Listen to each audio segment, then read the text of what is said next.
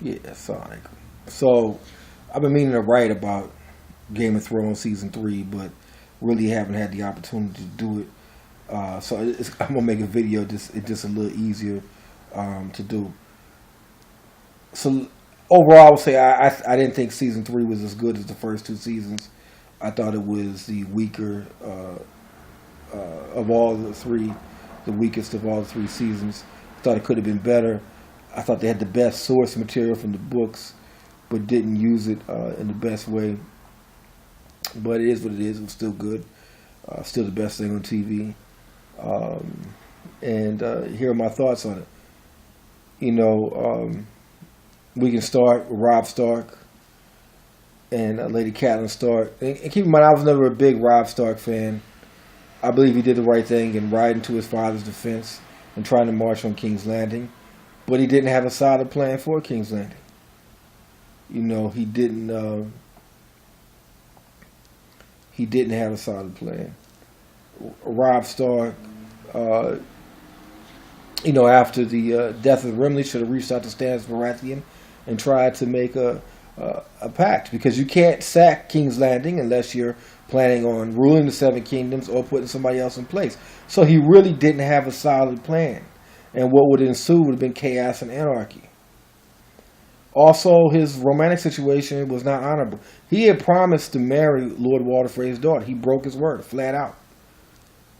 He didn't have to. There's polygamy in Westeros. He could have had more than one wife. He could have married his love, Lady Westerling in the books, and married Walder Frey's daughter. He could have married both. This is a false dilemma that the books and the show give us. All Robb Stark had to simply do was practice polygamy, but he didn't. So we have a false dilemma which is presented to us. Now, Lord Walder Frey really had no choice. His hand was forced. He had been disrespected. And then the man who disrespected him was coming into his house with his mother. To maintain his honor, to maintain his house, Lord Walder Frey had to do what he had to do. In order to do that, he had to get assurances from Tyrion Lannister. And I think he made the right decision. The man came up in his house after disrespecting him. He saw his beautiful daughter, which Robb Stark's uncle ended up marrying. And he did what he had to do. Robb Stark dug his own grave. And his mother saw it coming. So that's that. That's the end of the King of the North, as he referred to himself. But there's only one true rightful king in Westeros. Stannis Baratheon. Stannis Baratheon is the real king. If you're a person who does not support Stannis Baratheon, I think you probably have criminal or lawbreaker tendencies. You're probably a renegade. You're probably like these people out protesting in Egypt right now against the democratically elected government. They had an election, there was a winner, but they won't stop protesting. In a democracy, you win some and lose some. If you lose, you just, try to win the next election. So, by every law of Westeros, Stannis Baratheon is the rightful king.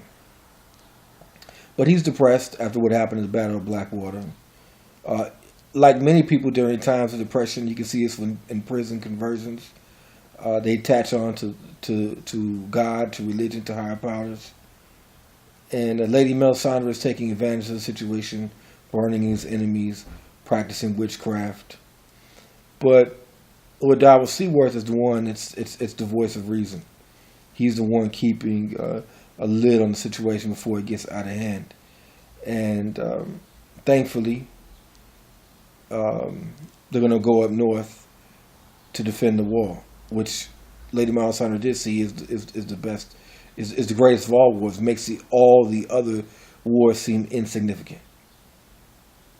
And Stannis Baratheon is going to come out of that funk, and the true king of Westeros is going to prove that he's a great man of honor once again as he goes further up north. Speaking of north, we look at Jon Snow. He got a chance to meet Mance Rayder, and I love Mance Rayder. Mance Rayder is the only Democratic figure in this whole series. Democratically elected. They don't bow to men north of the wall. There's much more freedom. It's just a place that has more ideals of liberty. And this apartheid wall that was built and manned by the Night's Watch is an oppression to them. It's an occupation.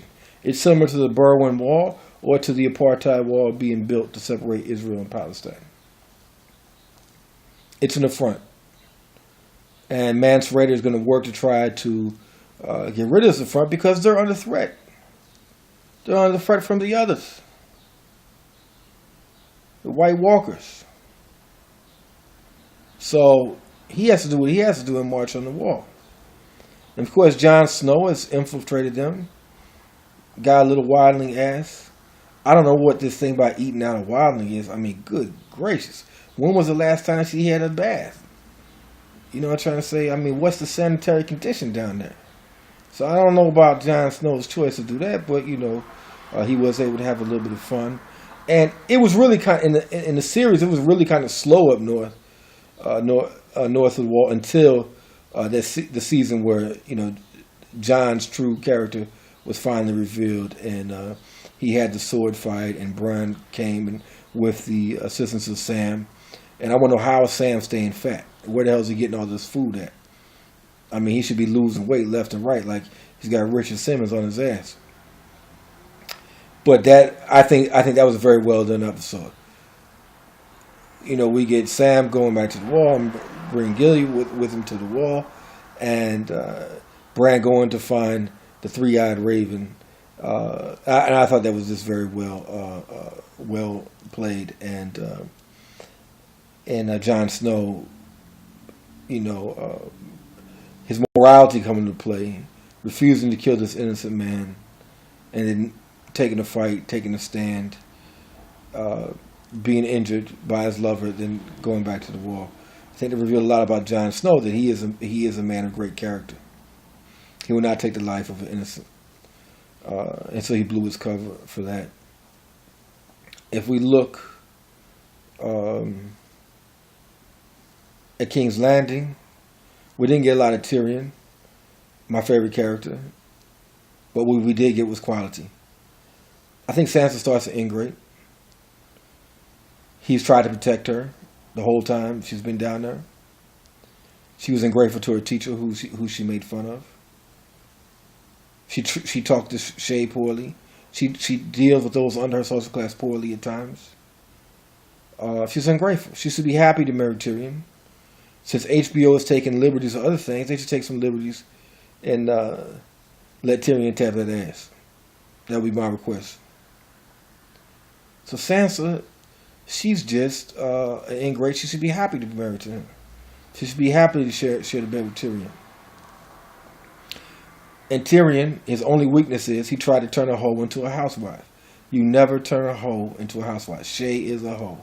A hoe is a hoe. Nothing more, nothing less. Always going to be a hoe. And Tyrion is trying to wife her. Big mistake. Big mistake. A hoe is a hoe. And Sansa, he needs to romance her, coerce her, get a little wine in her system, maybe give a little essence of nightshade, lay her ass down, and do what he got to do. Put that Lannister baby up in her, like his father once. And Tywin Lannister, man, the scenes of him putting Tyrion too, and talking to Tyrion about he wanted to push him to the sea, and putting Cersei in check, humbling her, putting Joffrey to bed, who, with all his mischief in this series, just even more of an asshole, even more hated. I mean, Tywin Lannister is a great role. I mean, acting is superb. The cinematography is superb. It's just at the desk in his office with the letters. Tywin Lannister is one of the best parts of this season. And Marjorie Tyrell, who's really making her impact felt. Major character. Of course, there's the beauty, but it's just so well acted with her and her grandmother, and every scene with those two in, I love. And just really learned to love House Tyrell. Another thing I didn't like in King's Landing, I love Varys because Lord Varys is such a well-acted role. And any scene he's in, he usually steals the scene. I didn't think we got enough of him, but I'm sure we'll get more of him in season 4. What we did get was quality. Same thing with Littlefinger. Chaos is the ladder. That was his crowning lines of this season. And Littlefinger, with his cunning ways and always plotting and scheming, he is just really one of the great characters of this show. And we're going to see more of him. And slick bastard Tommy Carcetti, Lord Littlefinger, he's slick in every role that he plays. Except in Batman, it didn't work out so well. Across the Narrow Sea, Daenerys Targaryen. I'm actually growing a little tired of her. Yeah, she's hot. I'll give her that. But the last episode I really found repulsive. The Breaker of Chains. Daenerys Targaryen, the neocon queen. The liberal interventionist queen. When Sir Jorah, and Jorah, you're never going to get her. Just move on. She's got a real hot translator. Why don't you go for her? When he says you didn't liberate, when he said you didn't conquer them, you liberated them, he sounded like Dick Cheney.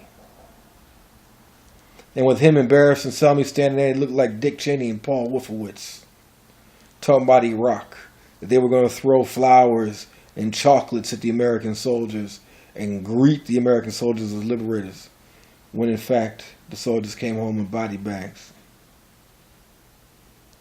And the HBO, instead of making them white, which they wore in the books, made them people of color. And they put this blonde queen up on their shoulders and lifted her to the heavens. Oh, my great white savior. This goes into the white savior complex. You got young white saviors all over the country, all over the world. Saved in Dark Masters complex. Not really doing much good because people have to save themselves. And this is what Daenerys Targaryen symbolizes: the white savior complex, freeing the Dark Masses with her holy whiteness. And Daenerys Targaryen is just, I just didn't like the way that role headed in that season with the Breakers of Chains, the neocon queen Khaleesi. I didn't quite get down with that.